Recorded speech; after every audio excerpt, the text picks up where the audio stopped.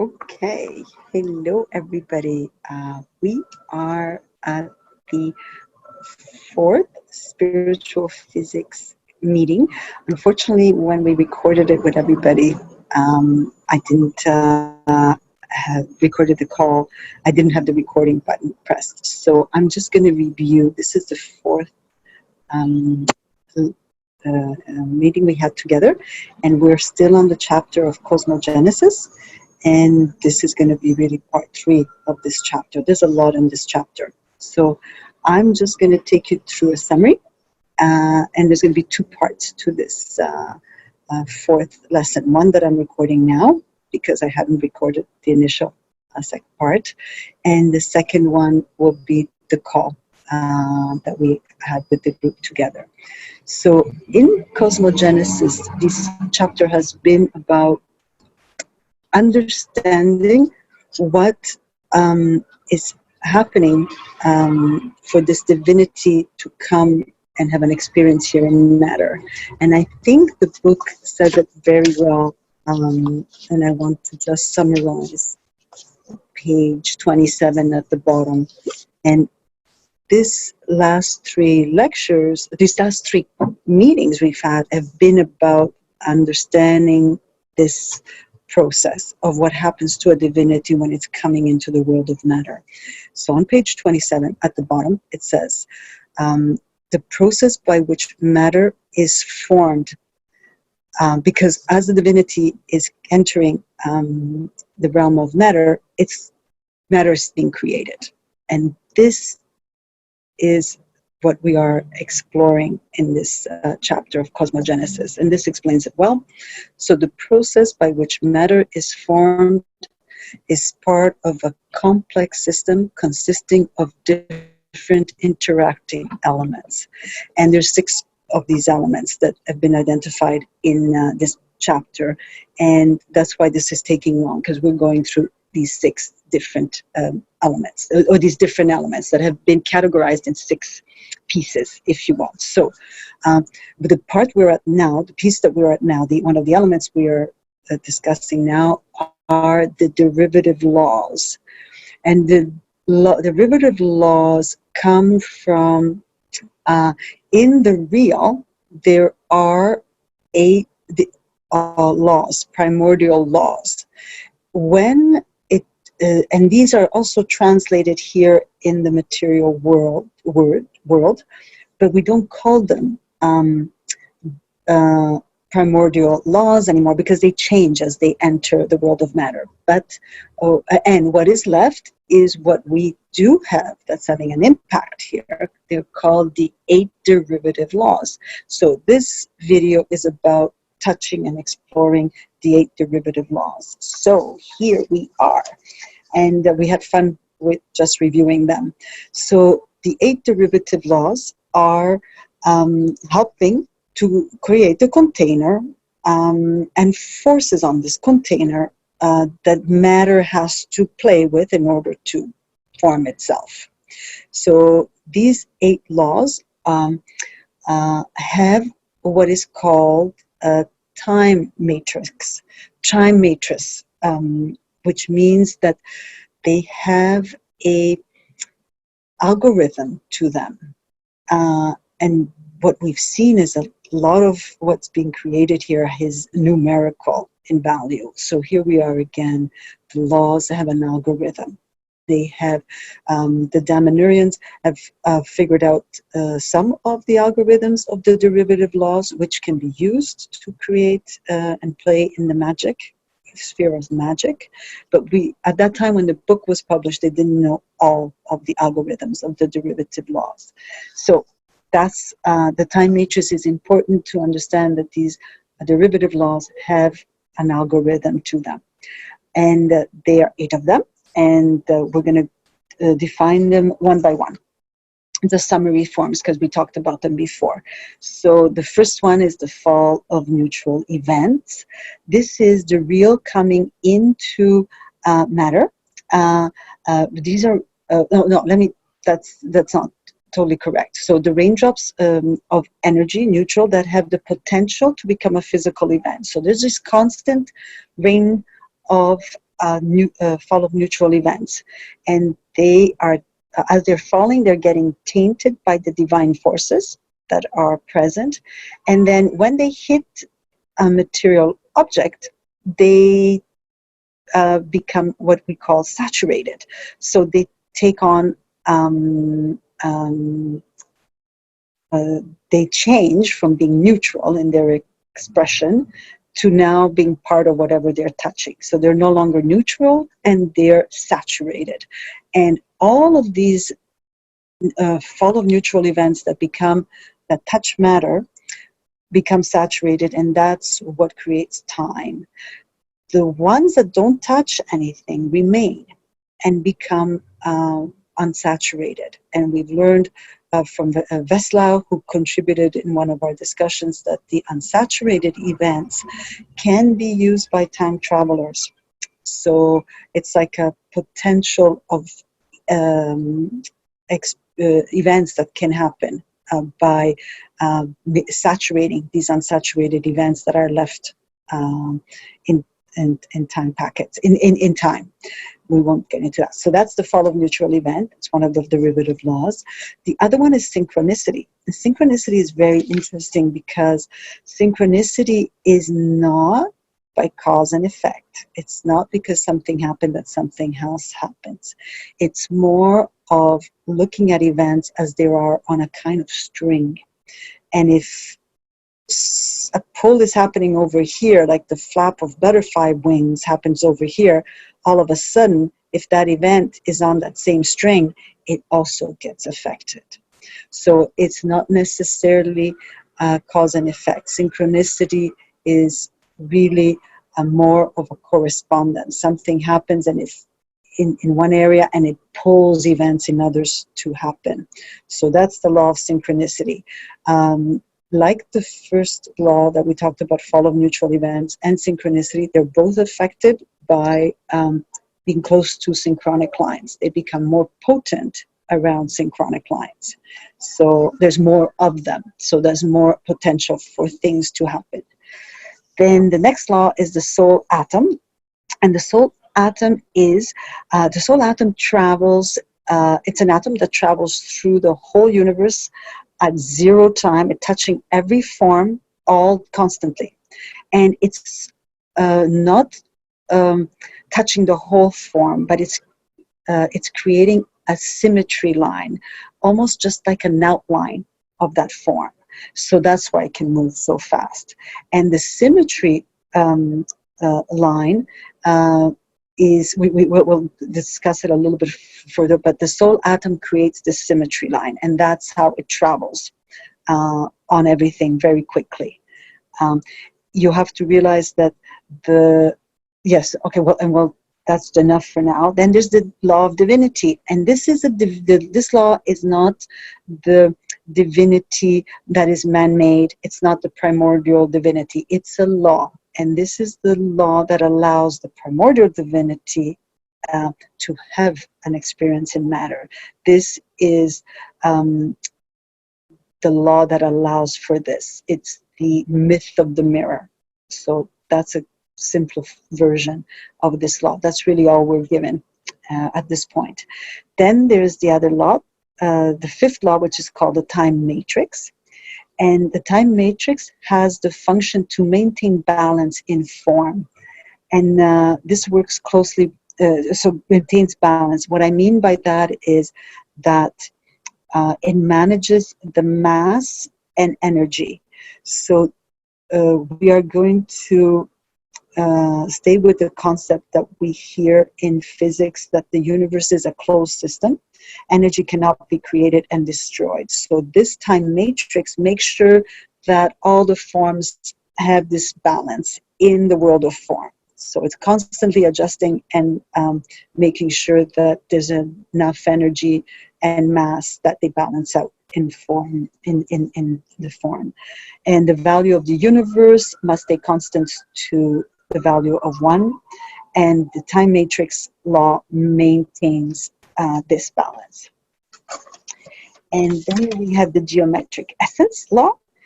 This is a law that gives size and shape to form. It just simply so that we have it. There's more at play, but that's just a general, a good summary of it. And then there's the law of complexity. And so the law of complexity makes sure that all forms are always moving towards a refinement, a higher state, a level of higher complex information. So is evolving. And this is the law that makes sure that this stays constant. So it gives us a little summary of there's four fundamental levels of complexity. So you have the first level, which is the nothingness, the absence of life. Then there's no complexity there. Then you have life, the starting of life and form. There's a higher level of complexity. Then you have thought. There's a higher level of complexity. And then you have divinity, which is pure energy and no mass anymore. Also those words come into play. So that's what complexity is it continuously is working to make sure that all forms work and evolve to divinity. There's also a couple of other points that are important to make. There is something in this process that are called levels of justice, and when these levels of justice are reached, if we mean by that levels of complexity or evolution, a form cannot go back. It can maintain that level that it's reached and then either stay there, or it can continue to evolve but can no longer go back. So we do get a chance once we reach a certain level of evolution that we don't need to go back anymore. So that's also there. And the other thing is yes, complexity, once it's reached, can flow out to other universes and sustain them. And that's how the universes work. So that's an interesting thing to remember as well. And then we have the law of chaos. And chaos is exactly what it sounds like. It's a chaos is a function happening that makes absolutely no sense. It's happening in the form, but it helps us to reach another level of justice or understanding. It helps forms to evolve and go beyond. So those are the 8 laws, just to review them. Fall of neutral events, synchronicity, soul atom, divinity, time matrix, geometric essence, complexity, and chaos. And now the other important definitions that we should just review is the rhythmic number. And like I said before, we see a lot of math in these concepts. So what the rhythmic number is, we see it under the law of the soul atom, and we see it under the law of the time matrix. It comes into play. The rhythmic number is, remember when we, at the beginning of the Cosmogenesis, we talked about the demiurges, when the Rio breaks into all these millions of pieces of the mirror. As it's breaking up, one of the things it creates is a dimension of ideas, and these are the ideas that get created in matter after.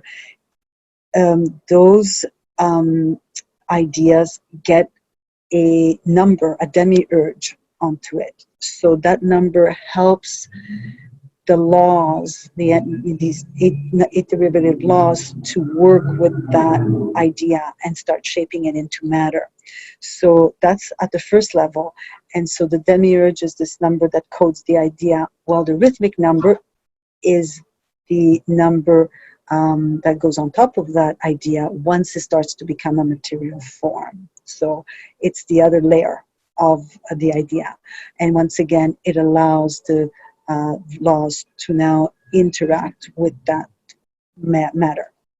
So that's the rhythmic number. Then correspondence, we saw that correspondence is what works in synchronicity. It's not cause and effect, but correspondence. That means that I think can be related as though they were on a same thread of event possibility, more than this causes this and this builds and causes that.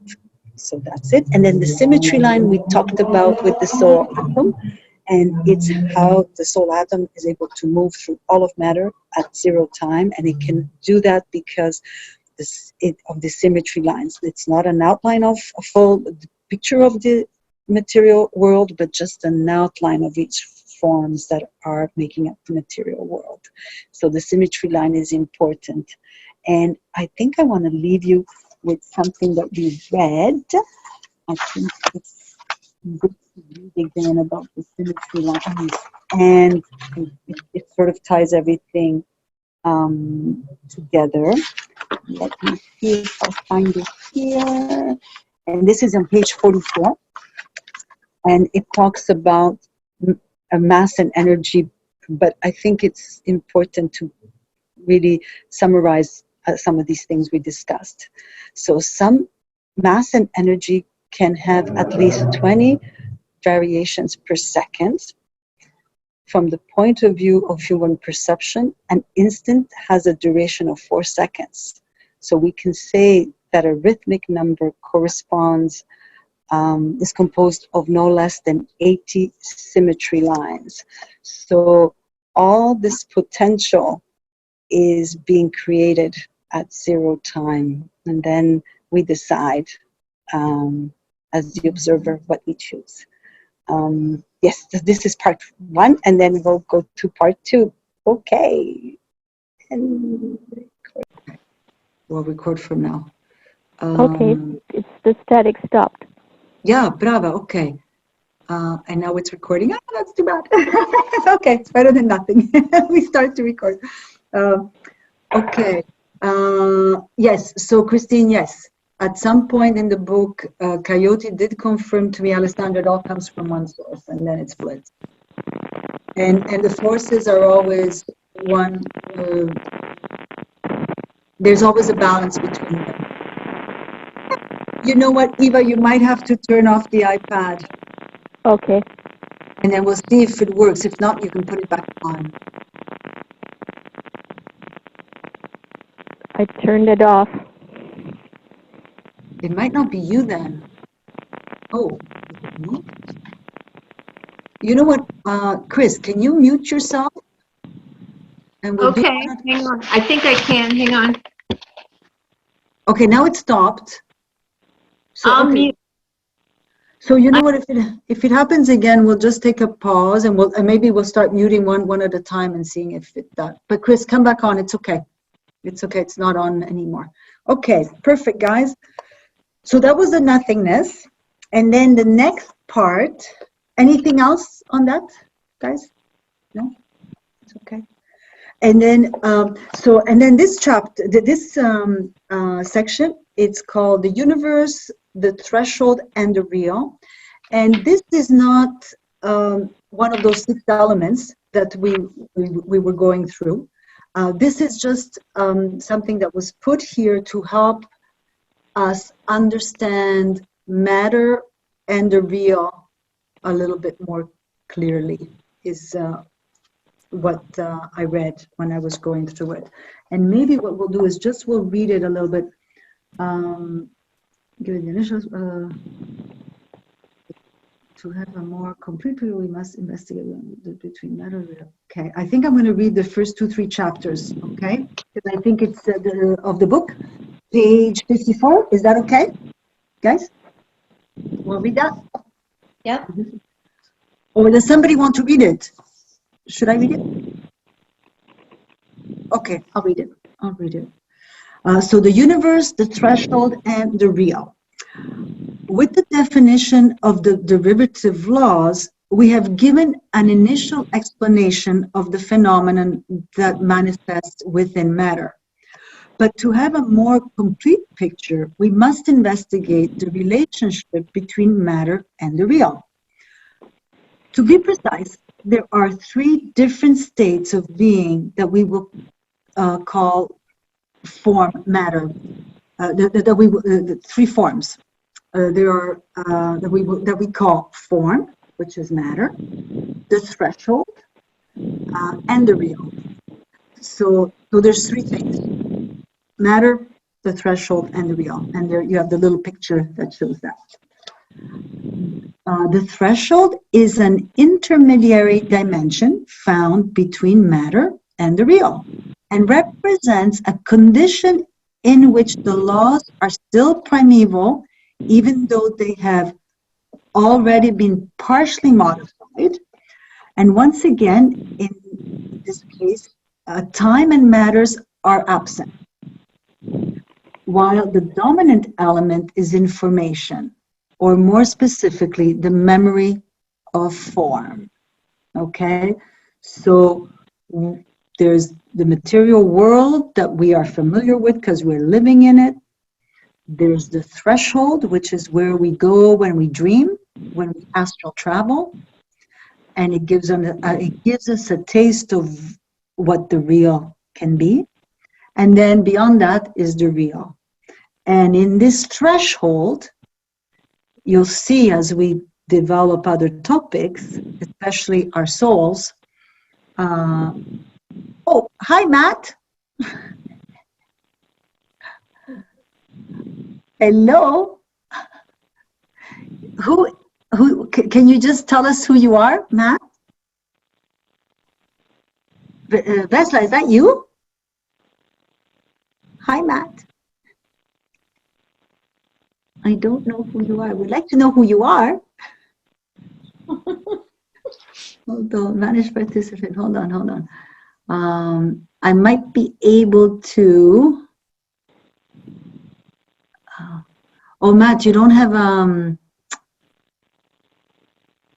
we can't see you. Can we hear you? Matt, can you go down to the buttons at the bottom? If you put your cursor down to the bottom, you'll be able to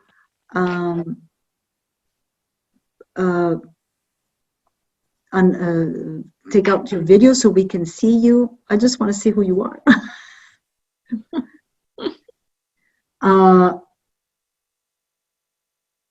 Mariola, is that you? No. You can write something on the chat. No. No, this one. Okay, I don't know who it is, but hi for coming on. Okay. So, guys, are you clear with this? A little. Is this straightforward? The three different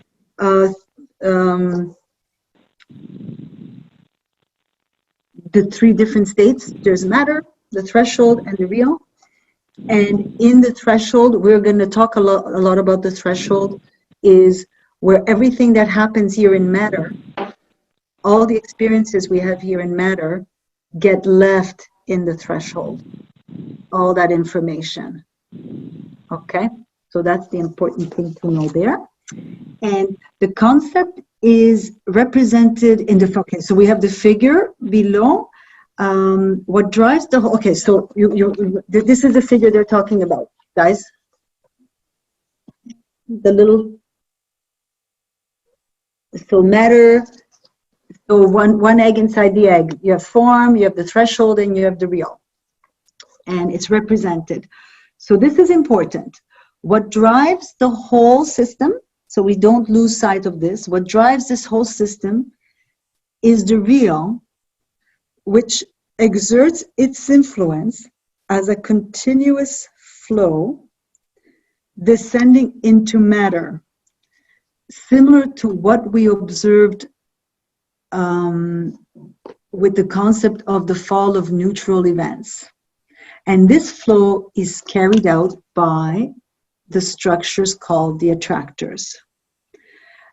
These are manifestations of the real, therefore of the absolute within matter, because the absolute cannot be contained within forms, as the derivative laws do not provide for this to happen.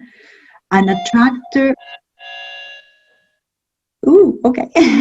An attractor is effectively a conduit. There, your doorbell. Sorry. That's okay. A conduit of intelligence which cannot be defined as absolute for the reasons cited about which. Okay, let's not lose too much of that. I think it got confusing. But basically is, you've got matter, got the threshold, you've got the real. What really makes it all happen is the real. And the real does that through the fall of neutral events that are constantly coming into the threshold and into matter. That's, and the attractors, because the real can't come in, the derivative laws don't allow the real to interfere. The only way that the real can come in is through these attractors, which are the raindrops. And we'll see how important they are. That's really the important thing here. Number one. Just to make it, because it gets more, now we're going to get more, it's going to get more confusing, but the function of the attractor is to collect. Okay, let's talk about the attractor. I'll explain it to you. Oh, did you get my I'm going to go upstairs. Wait, Chris, can you mute? Chris, just mute us for a second so you can do your thing. It's okay. Okay. Well, I think I'm gonna, okay. Okay, okay. I'm gonna tell you what the attractor's job is. Okay. Are you, okay, so the attractors are the real coming into the threshold and into the form, okay, to the material. So all attractors are the same when they start in the real. Then they move through the threshold, gathering information and bringing it to matter. And then back again into the threshold where they leave the information gathered before returning to the real. So every experience is left in there. They are creating complexity. So this complexity can eventually move to the real. And I think there are some really good paragraphs here. Okay. So,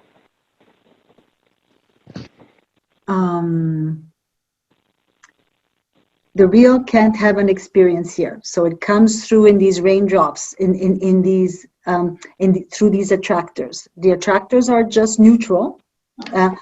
And they pick up information in the threshold. The threshold is where all the information is dumped. So it starts to color the attractors as they come through and they come into matter. Okay?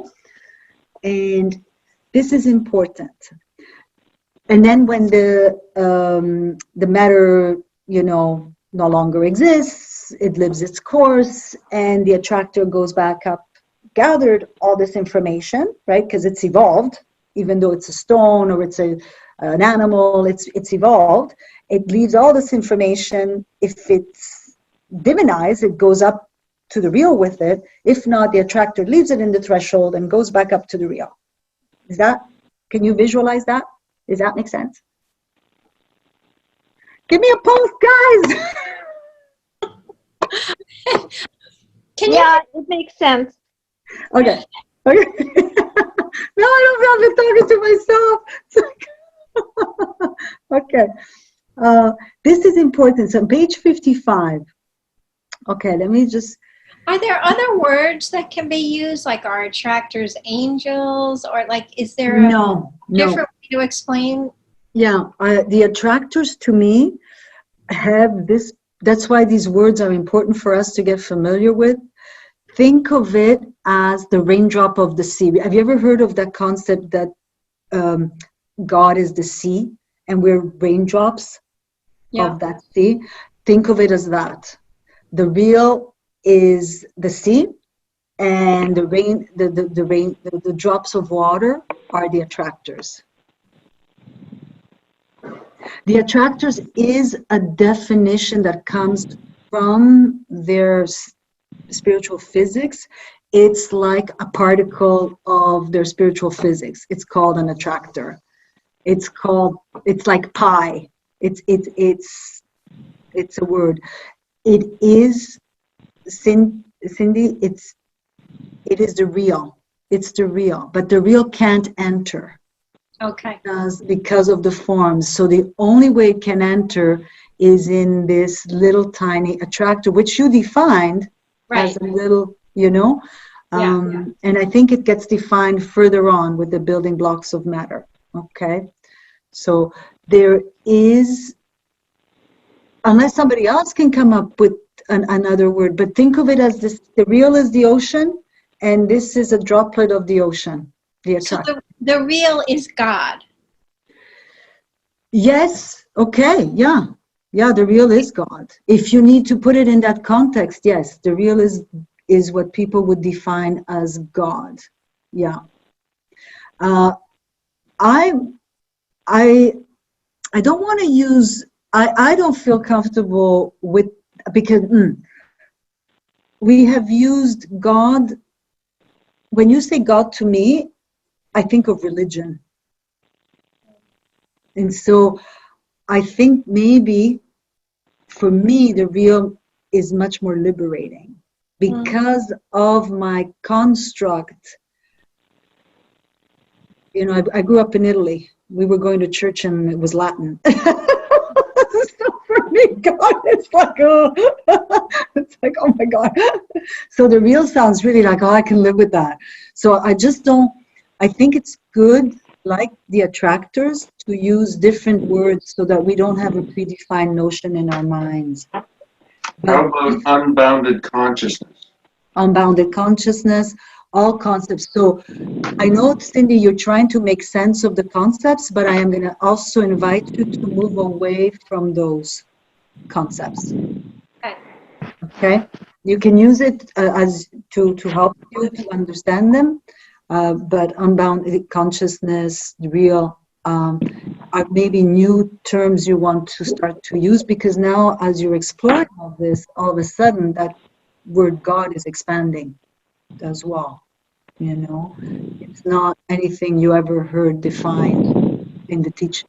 You know, I don't know if that was right for me to say, but this was never something I heard. So, yeah, something to ponder.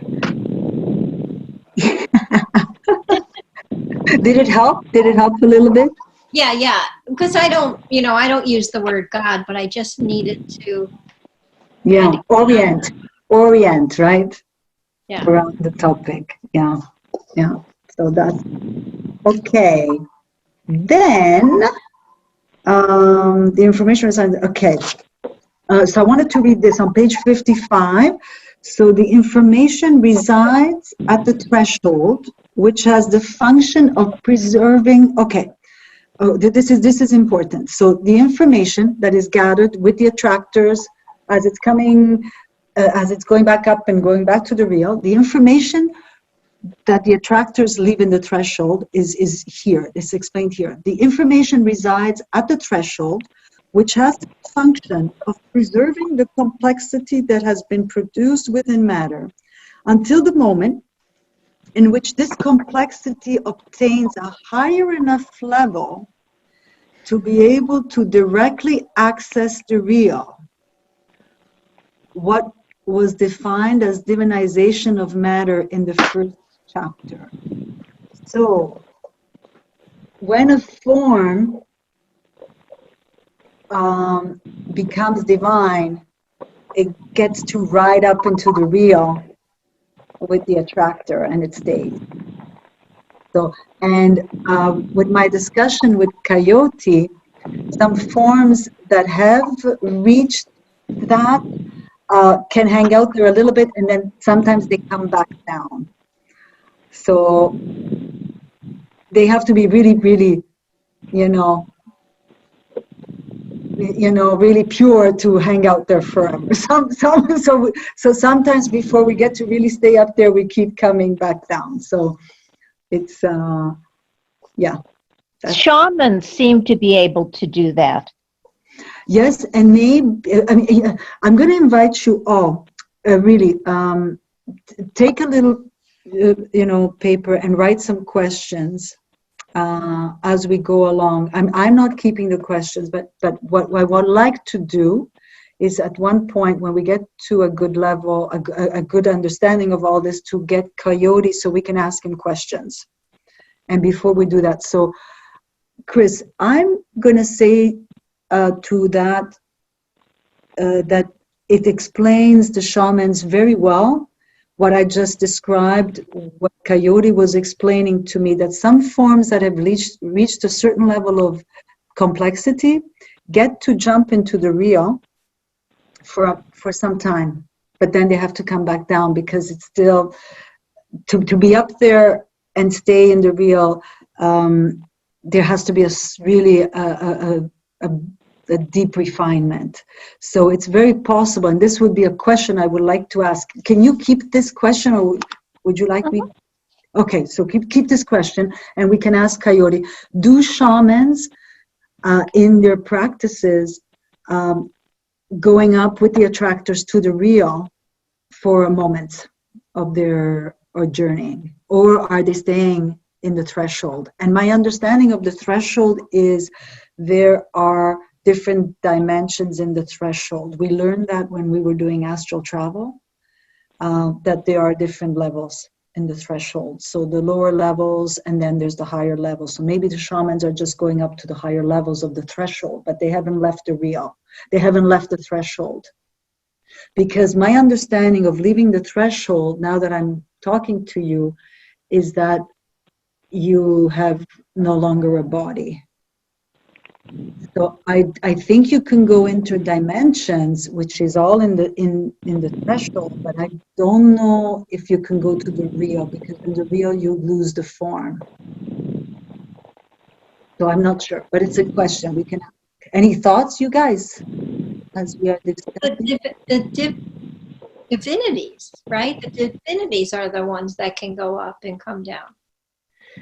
The divinities are in the threshold. They're not in the real. That's my understanding, but we can ask that question. Cindy, write it down.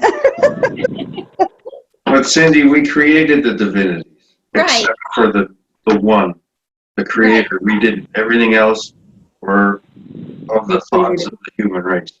Right. So my understanding in the real, there's nothing, the only thing that can stay in the real is what is pure consciousness. It's purely evolved. It's, my understanding is all of that other ecosystem is all in the threshold at the different levels in the threshold. In the threshold, there are different levels of complexity, of information, more refined, less refined. So that's there. Now, are you guys ready? Are you guys done? And then next week we can look at, because the next stuff is it's heavy. It's the micro attractors. Unless you want to go there, I'm happy to take you guys there. Do you want to feel like doing a little more? How are you guys feeling? Should we finish till page 58 and then say the rest for? Yeah, 50. It's up to you guys if you want to keep going. Not. You know what? Maybe, let me just, struggle with the chart information will be possessed. I might read a few more of this and then we'll close it. What do you guys think? We'll leave it here. Yeah? Yes? Sure. Whatever the group wants. Sorry? I said whatever the group wants, I'm fine. Okay. I think what I want to do, though, is read a little bit more of this, because I think it's good. You guys all have the book? Yeah. Yes. Okay. There is the same neutral conditions when it lapses. So when this, okay, wait, we'll be talking about derivative law. We dictated that there is a tendency towards the most. Okay.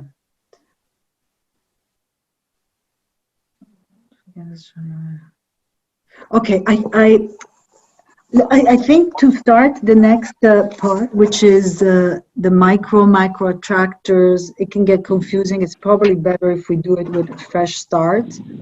So I would like to read together page 56 and page 57, because I think it's a really nice summary of where we've arrived with these understandings, okay, and these concepts. Game? Should I just read it to everybody? Yeah, Or do we, Do you want somebody else to take a chance so that you can rest? No, it's only so that you guys are That's not okay. always listening to me, but no. Okay, so let's talk about attractive information will be processed to matter. Okay, let me just see where I want to start. This drug before being able to access a lot of fun.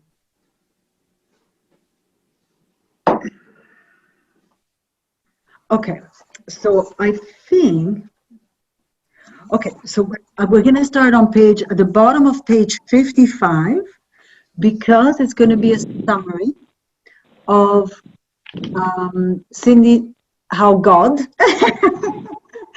comes into into matter. Okay, so in the words of the book, how the real comes to have an experience here in matter using these attractors and what happens. And I think it's a nice summary, these 2 pages with this little paragraph on page 55.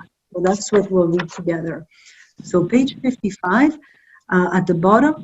Now let us try to analyze the path of an attractor more precisely and to understand its function within matter. Let us start with the real here. Through the flow that we have already discussed, the attractor departs in the direction of matter from the real. Then we turn the page. Before being able to access the world of form, they transit through the threshold, where, depending on the type of function they will have to perform, they assimilate specific information. This structure, composed of attractors and information, will then proceed to matter, where it either becomes part of a form or represents it completely. Oh, okay, so this I didn't know. The structure then, did you guys get that? So the attractor comes in the threshold, it gathers information, and now these 2 combined come into the world of matter, where it either becomes part of a form or represents it completely. So Chris, according to your forest, I don't know if one attractor makes a tree or if it's a bunch of them. Did you guys get that? It's the attractor comes down and it either becomes part of a form, so with a bunch of other ones, or it represents it completely. So I have a question. Hold on, this is my question. Which forms, which forms have one attractor and just need one attractor, and which forms need more than one? Would you guys think it depends on the complexity of the form? Like, does a rock just need one attractor, and does a tree need 200? Any thoughts? That's Isn't that a good question? It could be, because I mean, a stone could be very complex. We don't know. We think it's just a stone, but there's probably different types of stones as there's different types of crystals, and you can't just make a general statement, you know. Wait, no, because, no. I think the forms that move, no, because that's not true, because trees are much more complex than us. Somewhere along the line, biology takes over and trees produce more trees. Does they all have to then I mean, that seems so counterproductive, but I know what you're saying. I know what you're saying, because it's interesting. I definitely think there is something to say about a stone, which is innate and really can't in its own produce more. But a tree where there is all these potentials, you know, medicines, communication with other trees. Like when you orient trees, you don't orient every single tree. You orient One. at one, and then it affects the ones around it, right? Yeah, yes. and then there's the boulder that gets struck by lightning and becomes many stones. Right. Okay. My feeling on this is that the forms that can impact, okay, this is also an interesting concept. So remember we talked about the nothingness and the ones with the divine spark, because they've reached a certain level of complexity, can become agents of the nothingness. The other forms that don't have free will can only obey the laws. They cannot go against the laws. So I'm going to say that the forms that are more complex are the ones that can go again. Okay, wait, I'm losing myself. So it sounds like the forms that have free will are more complex than the ones that aren't.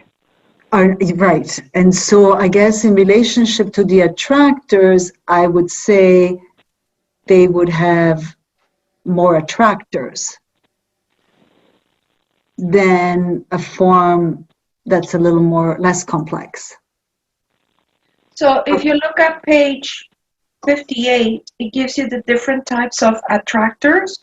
So wouldn't it be the micro attractor? Those are at the base of all forms. Those are at the base of all the forms. And then the other ones, oh, okay, maybe the answer is right here. So the tree is it's organized at the basic information of the laws. Okay, so you know what, I don't know. I'm just No. throwing it out there. You know what? We might have it answered there, because the micro. Okay, you're right. Let's look at this then. So the micro attractors, or those are at they're the basis of everything in matter. Okay. So these attractors organize the basic information of the laws in order to generate matter. They are therefore present inside the minimum component of every form, equal in concept but not in physical structure. Okay, so they are micro attractors are in all forms. Oh, but they're not in the atom. They create the atom. To the atom of the, which is the spiritual physics called the building block. No, you know what? Let's not go here, guys. Okay. Because this is going to open up a whole ball of wax. Okay, you know what? I'm just going to continue on, but this was a question. Well, let's just leave this question hanging, because maybe we'll answer it when we go through this next week. So let me just continue reading this. Or did I totally derail you all? The forest thing. Okay, so let's just recap. We're looking at the attractors and what they do. They come in from the real into the threshold and they gather information, and then they come into matter, and this was where we created the problem. One attractor can create one form completely, or they can be part of a few of them to create a form. That was where I got stuck. Everybody's caught up with that? Yes? And then I'll continue. Okay. During the physical existence of that form, which can simply be its physical duration, if we are talking about an innate object, or the duration of its life, if we are talking about a living form, the attractor makes sure that the interaction between the various pieces of information transmitted through its infallible intelligence produces a determined result for the form itself, which in turn then re-enters the general complexity of the universe. Okay, so this is something new that I didn't realize before, is I thought the attractor was neutral, but it looks, if I read this correctly, the attractor, halfway in that paragraph, the attractor will make sure that the interaction between the various pieces of information transmitted through its infallible intelligence produces as determined result for the form itself, which in turn then re-enters the general complexity of the universe.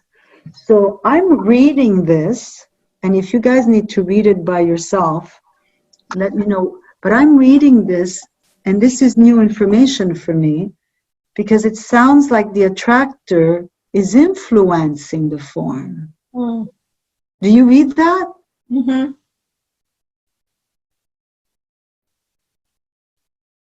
So the real,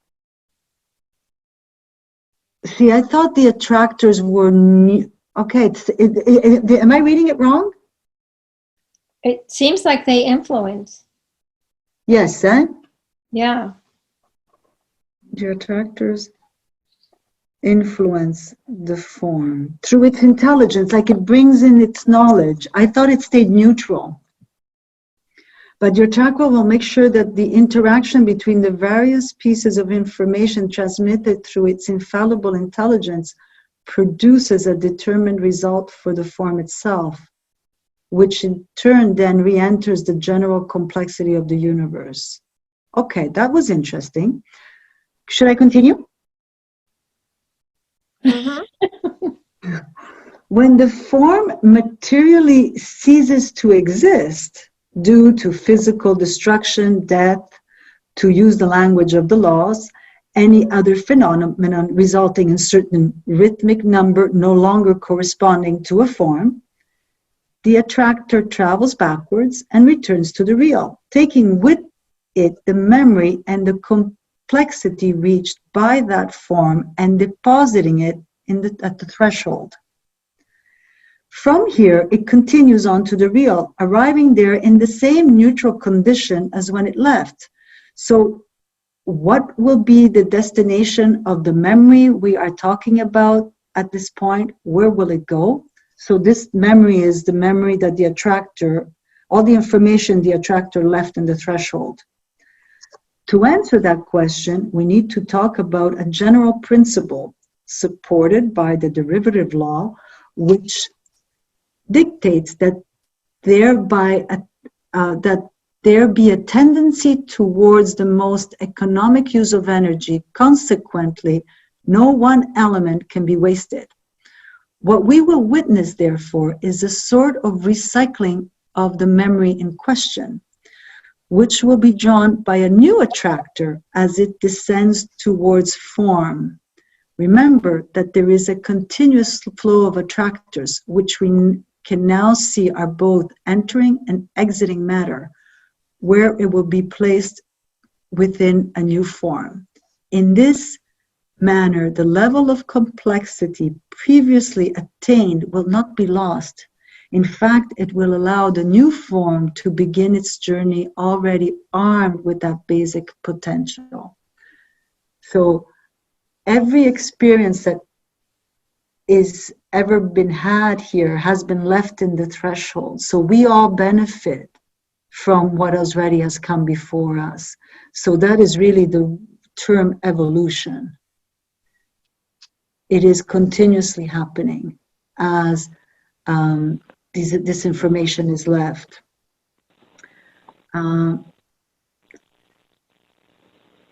And as far as the human soul is concerned, this mechanism is well known by the name of reincarnation. What is important to note then is that the same process is valid for any level of complexity we can consider. So to summarize, the attractors bring information into matter so that the complexity is produced. They then transport the result of this process through the threshold. This process therefore results in a progressive increment of the level of general complexity present at the threshold until it reaches its point of maximum accumulation, the point of the arrow of complexity, beyond which moving on to the real becomes possible. Up to this point, we have discussed, the chapter, so up to this point, we have discussed the attractors generally. In fact, when these structures originate from the real, they are absolutely identical, but once they reach a given form, they assume very different functions depending on the type of information they have taken on in the threshold. And then we will talk about the different attractors next week. Now, for me, reading it, it's different because I feel like I really understand more of it. I don't know what it's like for you guys receiving it. I like when you read it. It's, I think this really explains and summarizes well all the concepts we have discussed up to now about the real, the divinities, and how. Because I think it's a good. I like when you read it because you insert more understanding. Yeah. Thank you.